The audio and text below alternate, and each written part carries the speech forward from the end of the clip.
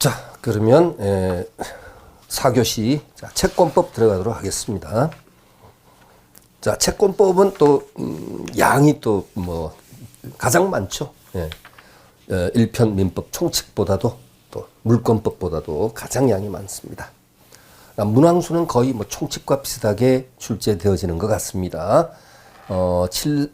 총칙, 민법 총칙 7개, 물권법 4개, 그다음에 채권법 7개, 그다음에 가족법 2문제 이런 정도. 뭐 한 문제 정도는 오차가 있을 수 있겠죠, 여러분. 채권법 523페이지부터 시작되는데 앞부분에서는 뭐 특별한 것은 없고요. 525페이지 제일 밑에 2번 문제부터 한번 보도록 하겠습니다.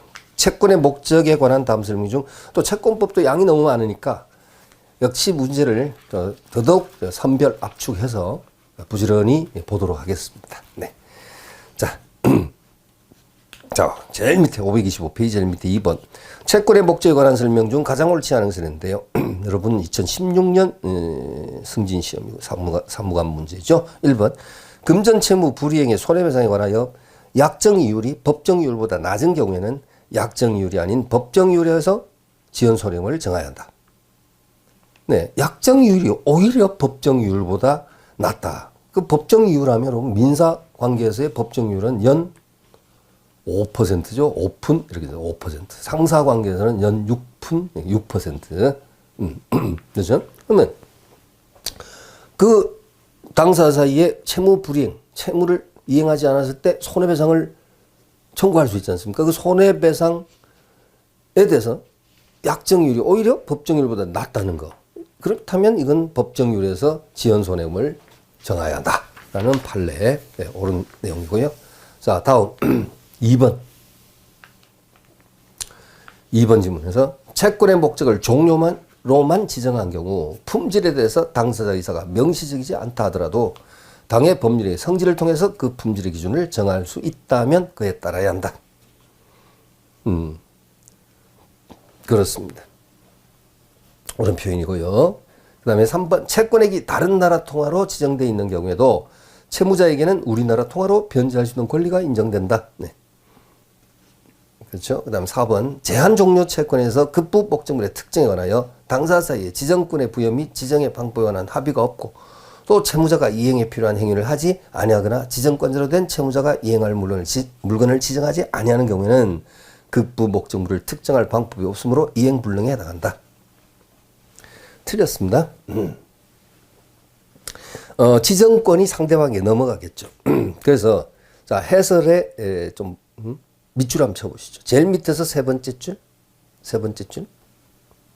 아니 제일 밑에서 5번째 줄 끝에 자 채무자가 이행에 필요한 행위를 하지 아니하거나 지정권자로 된 채무자가 이행할 물건을 지정하지 아니한 때는 선택채권의 선택권 이전에 관한 381조를 준용하여 채권의 기한이 도래한 후 채권자가 상당 기간을 정하여 지정권이 있는 채무자에게 지정을 최고해도 채무자가 이행할 물을 지정하지 않으면 지정권이 채권자에게 넘어간다.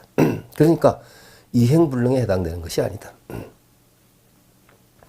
그러니까 뭐 쉽게 말해서 뭐 이런 경우도 예를 들면 선택채권에서 예를 들면 갑이 우 소 또는 말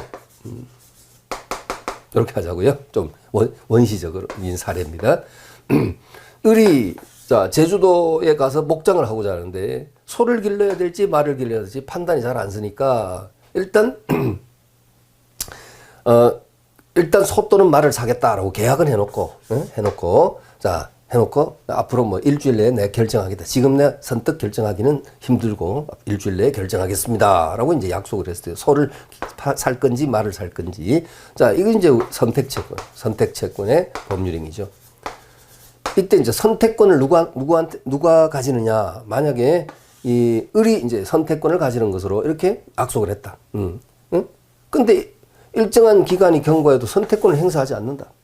선택권 행사. 분명히 을이 선택권 행사하기로 둘이서 약속을 했거든?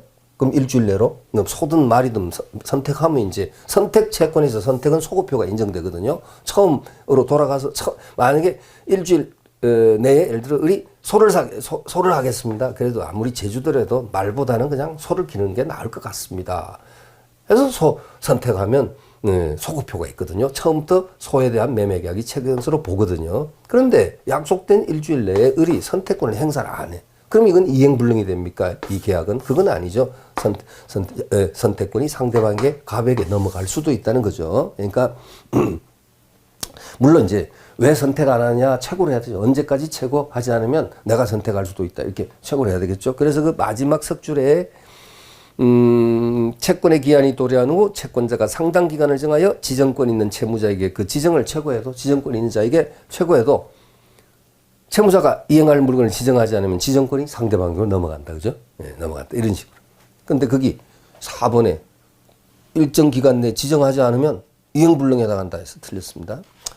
출제가 여러분 그 빈도 있게 나오는 건 아니죠. 이게 2016년도에 나왔으면 다시 나올 가능성은 조금 희박해 보입니다만은 일단 자 529페이지 3번 문제 금전채권의 3번 보겠습니다. 529페이지 3번 채권의 목적에 관한 설명 중 가장 옳지 않은 것은 1번 특정물 채권의 경우 채무자는 그 물건을 인도하기까지 선량한 관리자의 주요무로 보존해야 되는데 예? 이러한 선관 주요무를 다하였음에도 목적물이 멸실 또는 훼손된 때는 그 불이익은 채권자에게 돌아간다.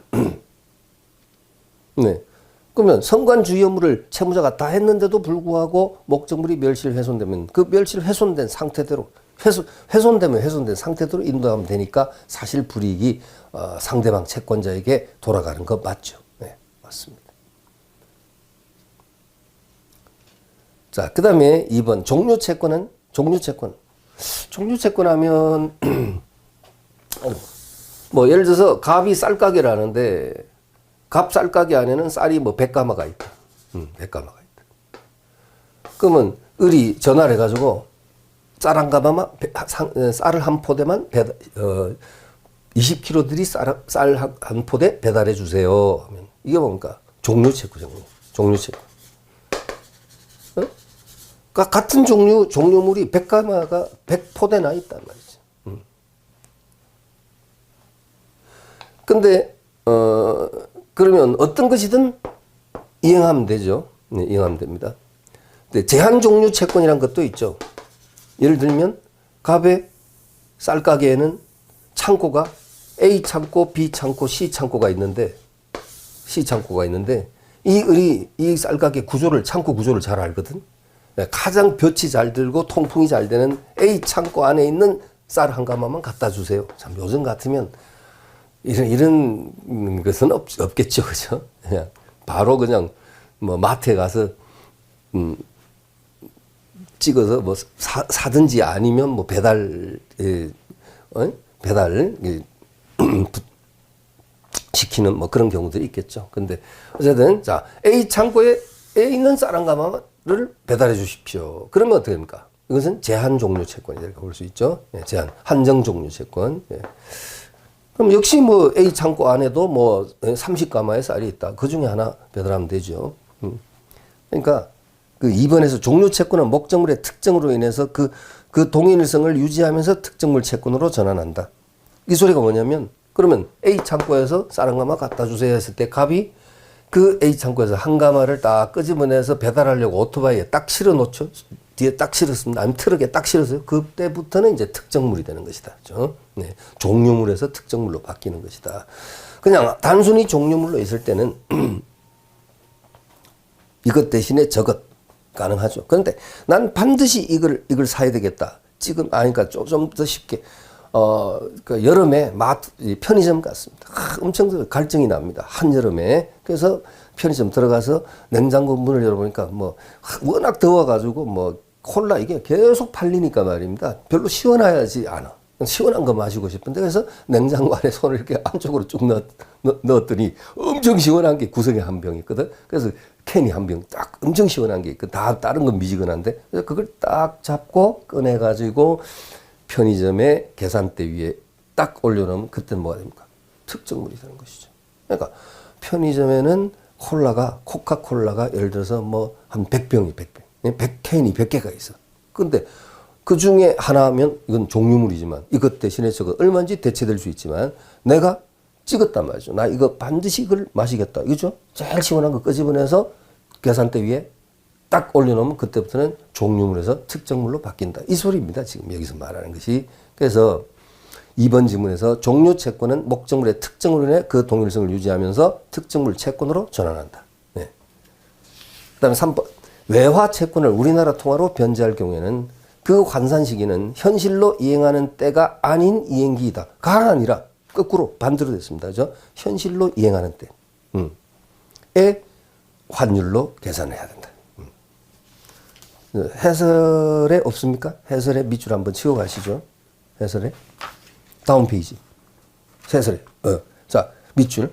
채권액이, 자, 3번에 대한 해설입니다. 채권액이 다른 나라 통화로 지정된 때 채무자는 지급할 때에 있어서의 이행지의 황금 시가에 의해서. 자, 그 부분 밑줄. 지급할 때에 있어서 이행지의 황금 시가에 의해서 우리나라 통화로 변제할 수 있다. 그러니까 지급할 때가 곧 언제입니까? 현실로 이행하는 때죠. 그러니까 다시 문제 돌아오면 3번 틀렸죠. 현실로 이행하는 때가 아닌 이행기가 아니라 현실로 이행하는 때. 4번 채권의 목적이 어느 종류의 통화로 지급할 것인 경우에 그 통화가 변제기에 강제 통용력을 잃었을 때는 채무자는 지급 의무를 면하는 것이 아니라 다른 통화로 변제해야 한다.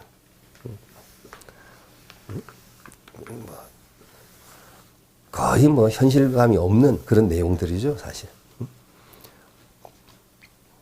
그 통화가 변제기에 강제 통용력을 잃었다.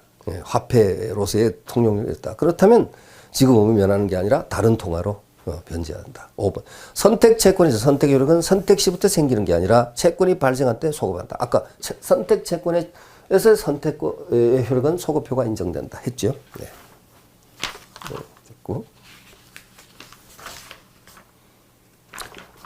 자, 그 다음에 이자 채권 531페이지에 1번, 제일 밑에 1번 법원 행시 채무 불이행과 이자 채권에 대한 설명 중 옳은 것을 모두 골라라. 자, 기억에 금전 채무 불이행의 손해배상액의 약정 이율이 오히려 법정 이율보다 낮은 경우에는 법정 이율에서 지연 손해금을 정한다. 아까 했죠. 5. 그다음 니은 채권자 갑과 채무자 을 사이에 금전 채권에 관하여 이자를 매달 받기로 하였는데 1월이 경과하여 이자를 받을 수 있는 시점이 된 후에 채권자 갑이 원본 채권을 양도한 경우, 그러니까 갑이 원본 채권을 병한테 양도를 해버렸네요. 나 대신 네가 받아라. 양도를 해버렸어요. 이때 특약이 없는 한 그 변제기가 도래한 이자 채권은 함께 양도되지 않는다. 이미 변제기가 도래한 이자 채권, 그것은 누구 것으로 그대로 남는다? 갑의 것으로 남는다 이 말이죠. 그죠? 여러분 무슨 얘기인지 아시겠죠? 이제 갑이 채권자, 을이 채무자고요. 그러니까 매달 이자를 받기로 했거든요. 원금 100만 원 빌려주고 뭐 예를 들면 이자를 매달 받기로 했는데 이자를 뭐 3만 원씩 이렇게 받기로 했다 하자고요. 원금 100만 원, 이자 3만 원. 네. 근데 일단 한 달 지났어요. 그러면 3만 원 이자 발생했죠. 자, 그 상태에서 갑이 뭡니까? 병한테 채권을 양도했단 말이에요. 네? 을에 대한 금전 채권을 양도했습니다. 그러면 이미 발생한 이 이자 채권도 따라서 양도되냐? 그건 아니다. 원래 원본 채권이 이전하면 이자 채권도 따라서 이전하는 부종성이 있습니다. 뭐 수반성이라 해도 무방합니다. 원본 채권이 양도되면 이자 채권도 따라서 이전하는 그런 성격이 있지만 이미 발생된 이자는 함께 양도되지는 않는다. 그 뜻이거든요. 네, 여러분 납득하시죠? 네. 니은도 5. 그 다음 디귿. 갑이 을에 대해서 갖고 있는 금전 채권에 관하여 갑의 채권자인 병에 의해서 가압류가 되었을 때, 이때 자 을은 갑에 대하여 이행기의 채무를 이행하지 않더라도 가압류의 지급 금지효에 의해서 지체 책임을 부담하지 않는다. 아 그러면 뭐 을이 그냥 그냥 버티면 되겠네요, 그죠? 이런 경우에는 오히려 잘 됐네. 말이 안 되는 얘기죠. 그렇지 않습니다. 채무를 이행하지 않으면 지체 책임이 발생됩니다. 자, 그래서 그 해설 잠깐 여러분, 지금 그 내용은 여러분, 자, 그 내용은 무엇을 표현하고 있는 거예요? 그림 잠시 그려보고요. 자, 갑이 을에 대해서, 그러니까 갑이 채권자, 그 다음 을이 채무자. 이제 이 갑이 을에 대해서 가지고 있는 금전 채권, 금전 채권, 뭐 대여금 채권이라 할까요? 이것이 이 갑의 채권자에 의해서 채권자에 의해서 가압류가 됐다. 가압류. 이 얘기죠.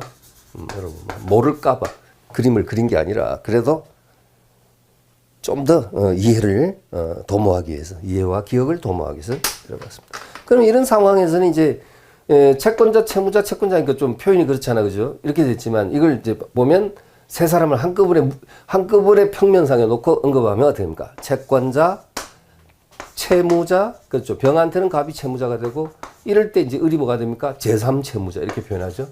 제3채무자.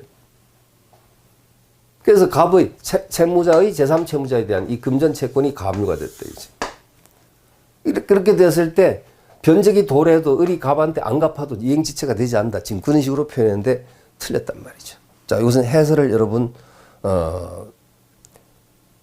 좀 체크하셔야겠죠. 자, 디귿 부분 보세요. 해설의 자 중간쯤에 디귿 해보면 X 이렇게 돼 있는데 그 두 번째 줄에 그 다음 줄에 채권의 가압류는 제3채무자에 대해서 채무자에게 지급하는 것을 금지하는 데 그칠 뿐. 즉 을이 갑에게 직접 지급하는 것을 금지하는 데 그칠 뿐. 채무 그 자체를 면하게 하는 것이 아니고. 자, 그 다음 밑줄 치세요. 가압류가 있다 해도 그 채권의 이행기가 도래한 때는 제3채무자는 지체 책임을 면할 수 없다. 없다고 보아야 할 것이다. 없다. 그래서 그죠? 그럼 여러분 아시잖아요. 을은 어떻게 해야 돼요? 변제 공탁 걸면 되겠네요. 변제 공탁으로 해결하면 되겠다. 네. 자, 그 다음에 다시 위로 올라갑니다. 리얼에 정지조건부 기한이익 상실 특약이 있는 경우 특별한 사정이 없는 한 그 특약에서 정한 기한이익 상실 사유가 발생하였더라도 채권자 이행 청구가 없으면 채무자는 지체 책임을 지지 않는다.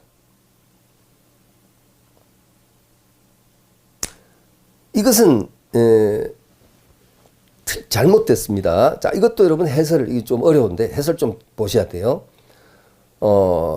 리얼에 보면 정지조건부 기한이익 상실 특약이 있는 경우 그 특약에서 정한 기한이익 상실 사유가 발생하면 기한이익을 상실케 하는 채권자의 의사표시가 없더라도 채무자는 그때부터 이행지체 상태에 놓이게 되는지 여부에 대해서 적극 이렇게 되어 있습니다.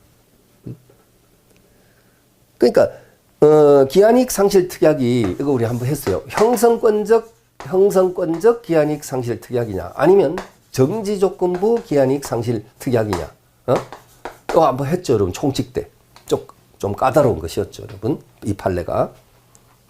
그죠? 그럼 정지조건부 기한이익 상실 특약으로 보면요. 이건 방금 그 지문처럼 기한이익 상실 사유, 특약에서 정한 기한이익 상실 사유, 이게 뭐였죠, 여러분? 예를 들어서 제가 비유를 그렇게 했죠. 자동차 할부로, 네? 현대자동차에서 자, 할부로 예를 들면 고객한테 팔았는데 24개월 할부로 만약에 약관에 2회 이상 할부금을 연체하면 일시 청구할 수 있다. 그 기한이익을 상실케 한다. 상실케 하고 즉시 변제를 청구할 수 있다. 전액에 대해서. 라고 되어 있다라고 가정한다면 그것의 성격, 그것의 기한이익 상실 특약의 성격은 어떻게 봐야 될 것인가에 대해서 형성권적 기한이익 상실 특약, 정지조건부 기한이익 상실 특약 이렇게 나누어 놓고 볼 수 있는데 정지조건부 기한이익 상실 특약은 거기 나와 있다시피 해설에 나와 있다시피 어떻게 됩니까? 실제로 2회 이상 연체라는 사실이 발생되면 특별히 자, 거기 해설 지금 나와 있죠? 특별 기한이익 사유가 발생되면 채권자 의사표시가 없더라도 채권자가 의사표시를 하지 않더라도 바로 기한이익이 상실되고 채무자는 이행지체 상태에 빠지게 된다. 그 부분 여러분 좀 묶어두시기 바랍니다. 예, 이것은 이제 그러면 이건 이제 당장 갚아야 되는 그런 문제예요. 즉시 이행지체가 되는 거죠. 그래서 나머지 전액에 대한 청구를 할 수 있다. 기한이익이 어떻게 되나? 바로 상실되고 전액에 대한 청구를 할 수 있는 이와 같은 상황이 되어진다는 거죠. 그런데 그렇지 않고 형성권적 기한이익 상실 특약으로 볼 때는 어떻게 됩니까? 이것은 기한이익 상실되고 일시 전액 청구를 할 수도 있고 또는 여전히 아무리 2회 이상 연체라는 그러한 사실이 발생하더라도, 특약이 정한 사실이 발생하더라도 전액 청구할 수도 있고, 아니면 약관이 정한 대로 전액 청구를 할 수도 있고, 아니면 여전히 분할 청구할 수 있고, 그러니까 분할, 그러니까 할부 분할 청구, 그러니까 이거 뭐라고 써야 되죠? 분할 납부를 청구할 수 있고, 분할 납부. 원래 약속대로 분할 납부 청구를 할 수 있고, 이것은 채권자가 선택하기 나름이다. 채권자가 둘 중에 어느 하나를 선택하기 나름이다. 그런데 어차피 제가 뭐랬죠? 어차피 이 특약이, 이 기한이익 상실 특약이 누구를 위한 특약이라면, 누구를 위한 특약이면 채권자를 위한 특약이지. 채무자가 아니라 채권자를 위한 특약이기 때문에 채권자가 보고 전액 청구하든지 아니면 분할 납부를 청구하든지 선택하기 나름이다는 이것이 당연하다. 이렇게 보는 거죠. 그래서 형성권적 기한이익 상실 특약으로 보는 것이 옳다. 이렇게 추정함이 옳다. 그렇죠? 요걸로 봐야 되죠. 밑에 것이 아니에요. 요걸로 봐야 되는데 좀 까다로운 부분인데 어차피 채권 일시 전액 청구한다 하더라도 채무자가 뭐 변제할 능력이 있나요? 지금? 안 되니까 돈 못 갚으니까 지금 2회 이상 연체한 거 아니겠어요? 그런 사람 대놓고 당장 나머지 전액 갚아라. 실익이 있습니까? 없죠. 실익 없죠. 그러니까 채권자 선택하기 나름이다. 이렇게 여러분 한 번 더 복습해 봤습니다. 총칙 때. 그래서 리얼 틀렸고요. 리얼도. 그다음 미음. 자, 금전 채무의 지연 손해금 채무는 금전 채무 이행 지체로 인한 손해배상 채무로서 이행기에 정함이 없는 채무에 해당하므로 채무자는 확정된 지연 손해금 채무에 대하여 채권자로부터 이행 청구를 받은 때로부터 곧바로 이행 지체 책임을 부담하게 됩니다. 맞고요. 비협의 민법은 금전 채무 불이행으로 한 손해배상에 대해서 채무 불이행 사실만으로 지연이자만큼의 손해 발생을 의지하고 있으므로 채권자가 금전 채무 불이행을 원인으로 손해배상을 구할 때 손해 발생 주장이 없더라도 법원으로서는 지연이자만큼의 손해를 인용할 수 있다는데, 금전 채무의 이행지체는 여러분, 예? 돈 빌리고 제때 못 갚으면 이건 불가항력적 항변도 허용하지 않습니다. 예? 그 소리는 뭐냐 하면 일종의 무과실 책임입니다. 무과실 책임. 돈 빌리고 제때 못 갚으면 불가항력적 항변도 허용하지 않는다. 이 소리는 뭐냐면 무과실 책임입니다. 너무나 가혹하지만 내 호주머니, 내 지갑 속에 돈이 없다 뿐이지 딴 사람 호주머니 안 지갑 안에는 많은 돈들이 있을 수 있다. 그래서 너무 가혹한 표현이 되겠죠. 가혹하죠. 그런데 그럴 수 있다고 보기 때문에 이행불능의 개념은 아예 성립이 안 되고, 금전 채무의 이행지체는 이행지체만, 돈 빌리고 제때 못 갚으면 이행지체만 있을 뿐이지 이행불능이라는 개념은 결코 적용되지 않는다고 합니다. 그리고 채권자는 손해액의 증명, 얼마의 손해가 발생했다는 증명, 액의 증명, 이런 것들을 요하지 않대죠. 그러나 손해가 발생했다는 취지의 주장은 해야 된다는 거죠. 주장도 없으면 법원이 당연히 그것을 인용해서 인용할 리가 없겠죠. 그래서 여러분 해설을 좀 보시죠. 제일 밑에서 문제 상당히 좀 까다롭다 그렇죠. 제일 밑에서 5번째 줄 올라가면요, 중간쯤에 채권자는 그만큼의 손해가 있었다는 것을 증명할 필요가 없는 것이나, 그러니까 손해액의 증명 이런 것들은 요하지 않는 무과실 책임인데, 그렇다 하더라도 채권자가 금전 채무의 불이행을 원인으로 손해배상을 구할 때 지연이자 상당의 손해가 발생했다는 취지의 주장은 하여야 하는 거다. 주장은 해야 된다는 거죠. 주장조차 하지 아니해서 손해를 청구할 수 있다고 그렇게 볼 수는 없는 것이다. 복습할 때 조금 빼도 될 것 같습니다. 참고해 주시기 바랍니다. 그래서 지금 옳은 것 골라라였나요? 옳은 것은 기억, 니은. 기억, 니은, 미음. 네. 1번이 답이요. 네.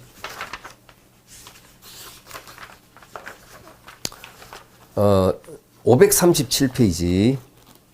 자, 537페이지.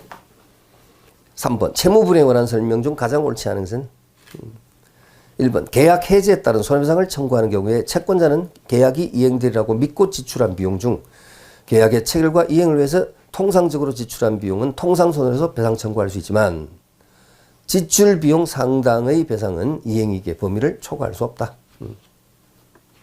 네. 자, 2번. 이행기에 정함이 없는 채권을 양수한 채권 양수인이 채무자를 상대로 그 이행을 구하는 소를 제기한 경우에는 소송 계속 중 채무자에 대한 채권 양도 통지가 이루어졌다 하더라도 특별한 사정이 없는 한 채무자는 소장 부분 송달 다음 날부터 이행지치 책임을 진다. 소장 부분 송달 다음 날부터가 아니라 채권 양도가 지금 이루어졌으니까 채권 양도 통지가 도달된 날의 다음 날이지. 소장 부분 송달 다음 날이 아니고 채권 양도가 이루어졌으니까 채권 양도 통지 도달된 날의 다음 날. 이 해설 있죠? 자, 다음 페이지 제일 끝에 마지막 줄에 자, 채무자는 채권 양도 통지가 도달된 다음 날부터 이행지치 책임을 진다. 그렇습니다. 자, 3번, 4번 지문 한번 여러분 읽어보십시오. 네, 읽으시고요.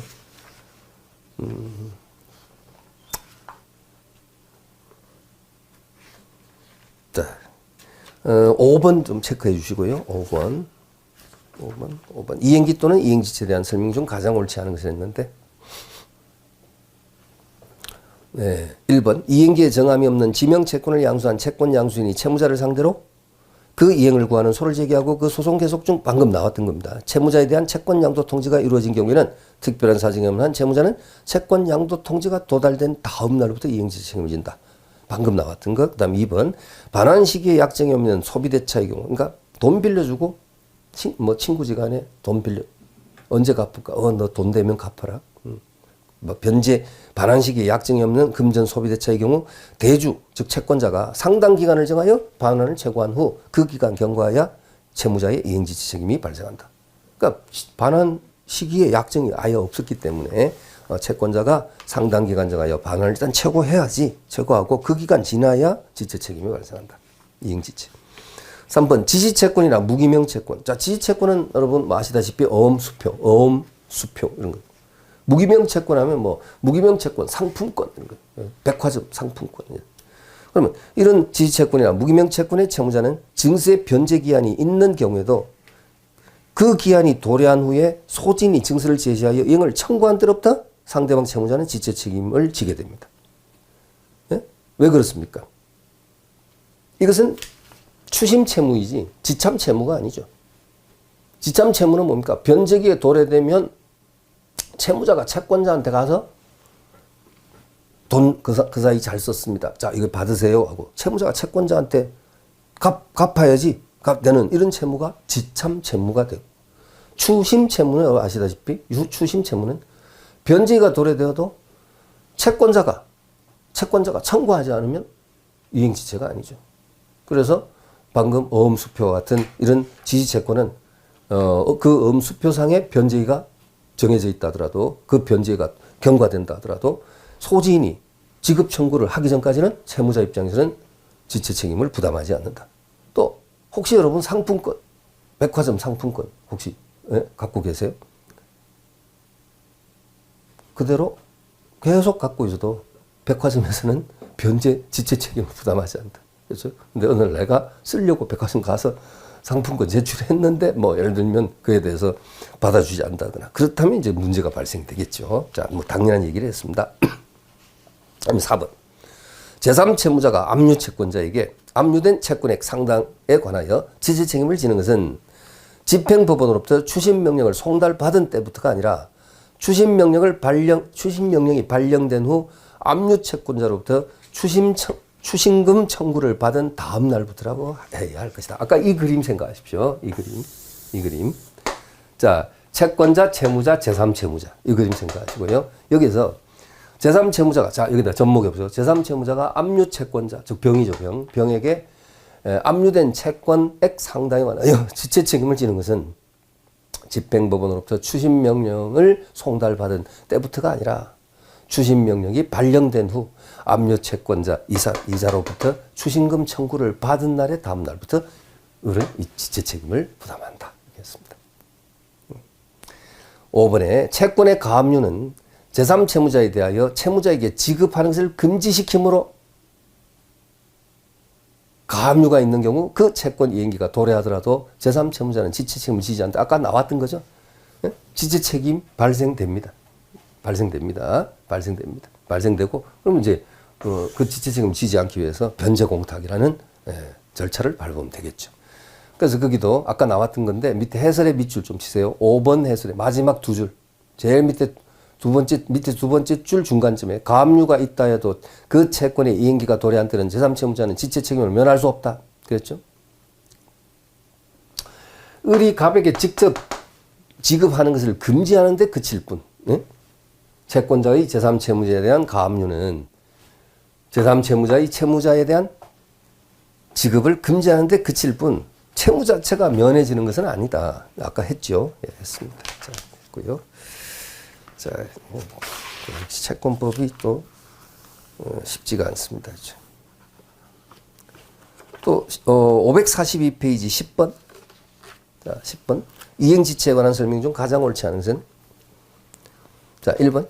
유류분 반환 청구의 행사로 인해서 생기는 원물 반환 의무 또는 가액 반환 의무는 이행기한에 정함이 없는 채무이므로 반환 의무자는 그 의무에 대한 이행 청구를 받은 때 비로 지체 책임을 진다고 합니다. 예, 유류분. 여러분, 우리 상속법에서 나오죠. 예, 일정 분량을 남겨준다는 거죠. 유류분. 예, 그래서 유류분 반환 청구 행사로 인해서 생기는 그 원물 반환 또는 가액 반환 의무는 기한에 정함이 없는 채무라고 봅니다. 반환 의무자가 청구를 받은 때로부터 지체 책임을 진다는 것이고, 그 다음 또 2번 또 채권 가압류는 방금 또 나왔던 그 지문이에요. 여러분 읽어보시면 그 또 똑같은 지문입니다. 다음 3번 보세요. 추심 명령은 압류 채권자에게, 압류 채권자에게 채무자의 제3채무자에 대한 채권을 추심할 권능을 수여하며 그치고, 그러니까 갑이 을에 대해서 채권을 추심할 권능을 병이 수여받았다. 이거 바로 추심명령이다.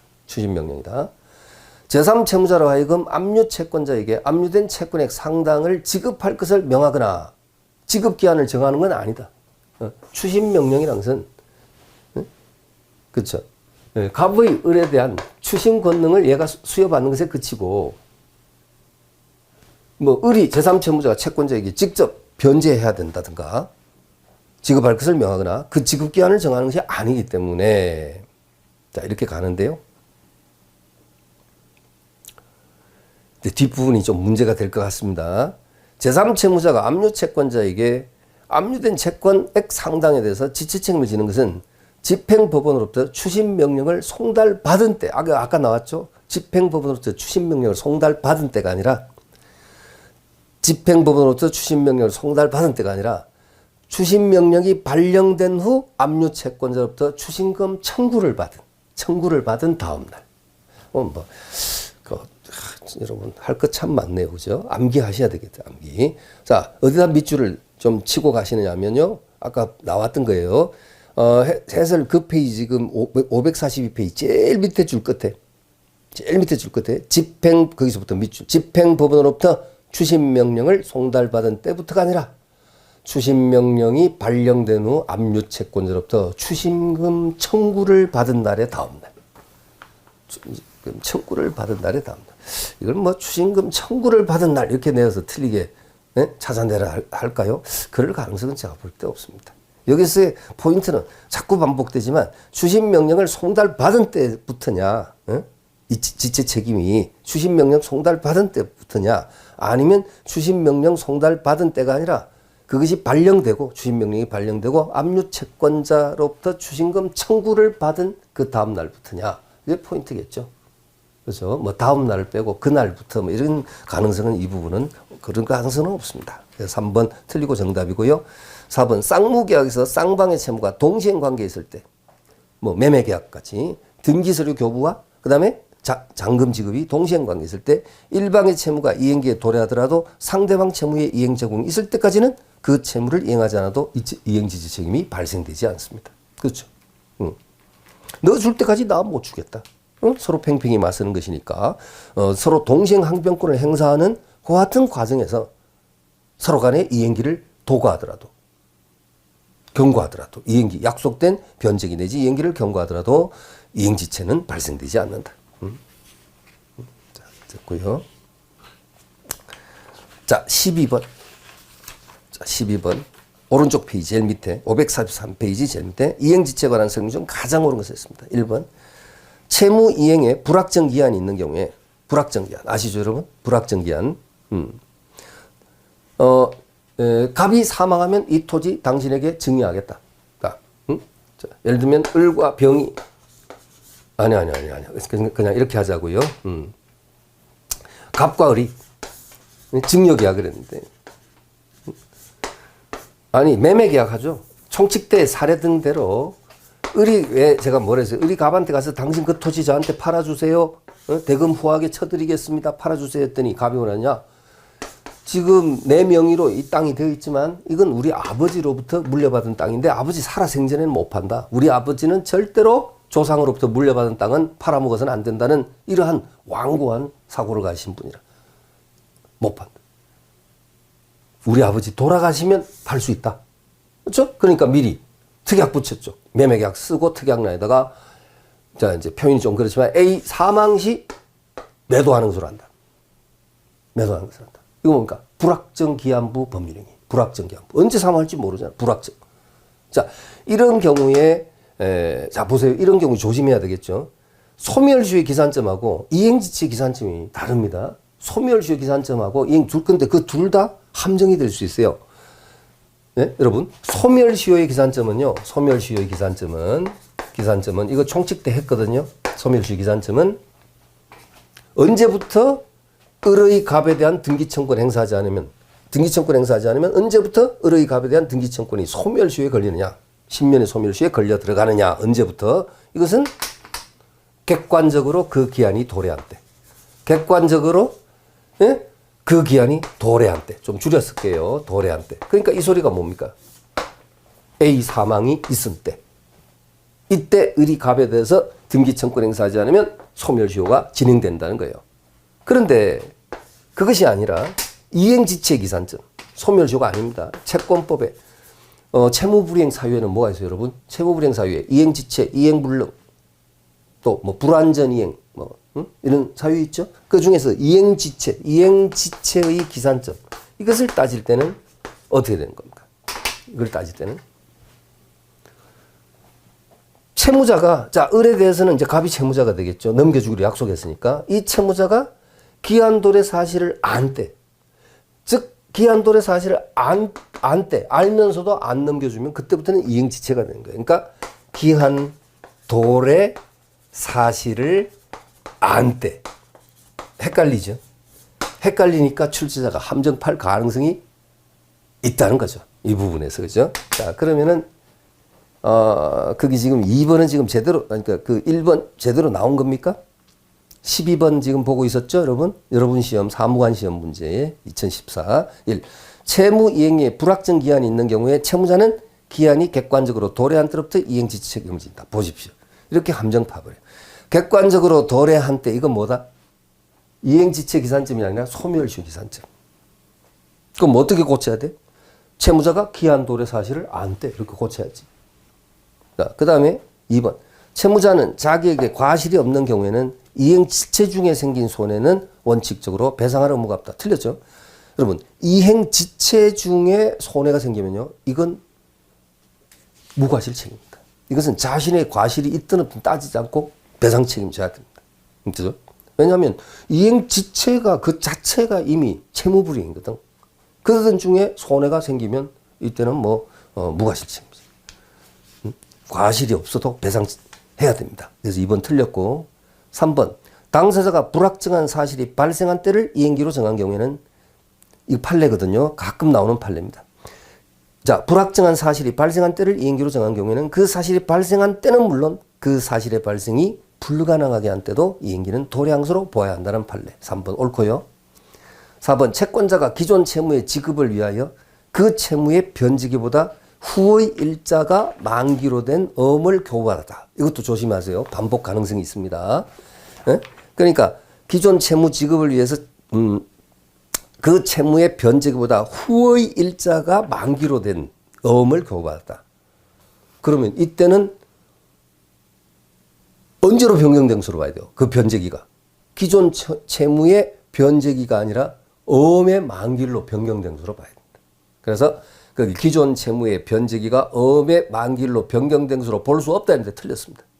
기존 채무의 변제기가 엄의 만기일로 변경된 것으로 보아야 한다는 게 판례의 태도거든요. 그죠? 여러분. 그 해설에, 4번 해설에 보시면요.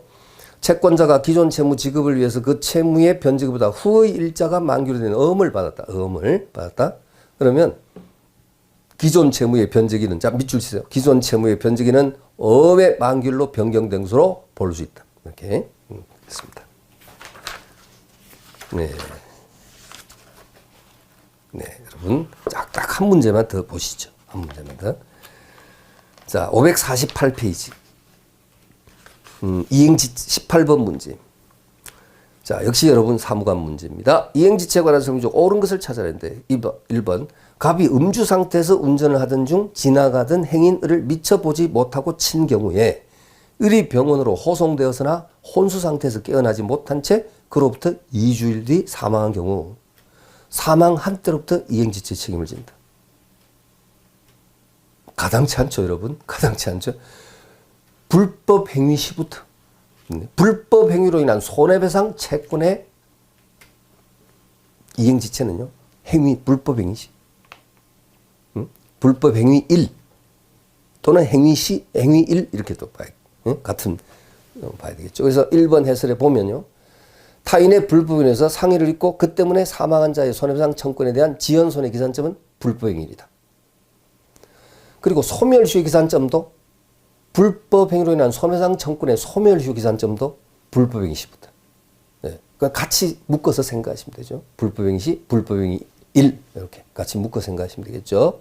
그 다음에 2번 채권자는 채무자의 이행보조자의 유책 사유로 인하여 채무불이행 및 손해가 발생한 사실을 증명하지 못하면 이행지체의 책임을 물을 수 없다.